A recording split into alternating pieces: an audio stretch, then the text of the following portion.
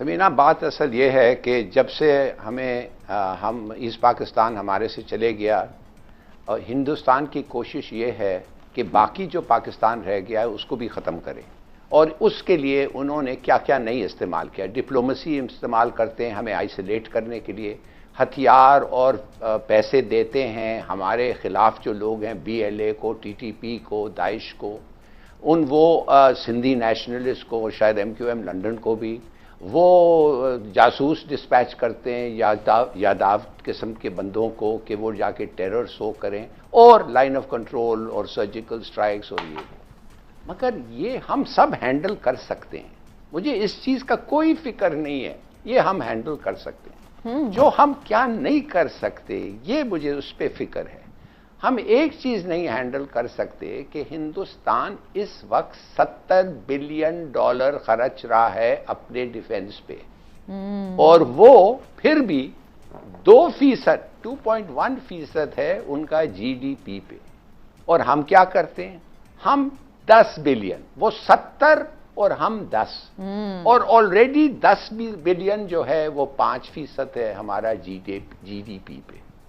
अगर वो बुरा नहीं था, इससे वर्स्ट स्टेटिस्टिक्स देन दैट ये है कि हर साल उनका 15%, 10-15% उनका वो बढ़ता है, इजाफा ही होता है डिफेंस बजट, और उस इजाफा हमारा टोटल बजट का लगभग है।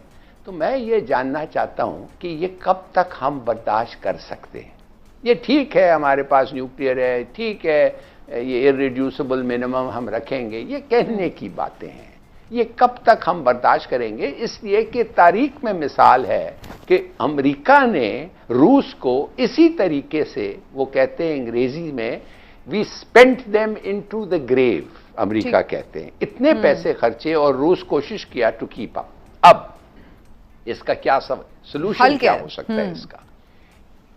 एक सोल्यूशन ये है मेरे ख्याल में कि क्यों नहीं हम एक म्यूचुअल डिफेंस अरेंजमेंट चीन के साथ साइन करते हैं। आपको याद होगा जब ये नया कोल्ड वॉर तो शुरू हो गया है ना, पुराने कोल्ड वॉर में आपको याद होगा कि पाकिस्तान और अमेरिका, पाकिस्तान ने अमेरिका के पास क्यों गया इसलिए कि उनको पता था कि हमें हथियार चाहिए और हमारे पास पैसे नहीं है एक मुल्क 10 गुना हमारा साइज उसके साथ ऑल द टाइम मुकाबला करने। तो उनके साथ हम सेंटो ज्वाइन किया, सीटो ज्वाइन किया।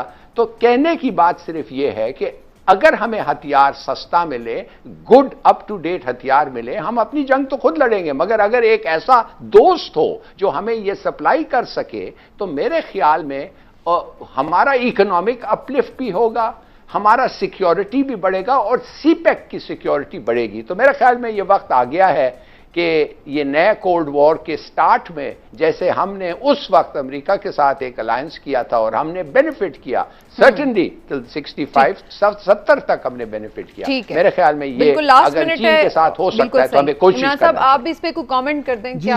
शॉर्ट साल आखिरी सीपैक की जो चीजें तय हुई थी जब सीपैक शुरू हुआ था, उसमें एक शिक ये भी थी कि म्यूचुअल डिफेंस पे भी काम किया जाएगा ताकि सीपैक भी उसी सूरत में महफूज रह सकता है जब पाकिस्तान का डिफेंस, पाकिस्तान का दिफा महफूज हो। इसलिए चीज ऑलरेडी उसमें है। और इसके अलावा तुर्की के साथ भी पाकिस्तान जो नया एक ब्लॉक बनने जा रहा है, तो पाकिस्तान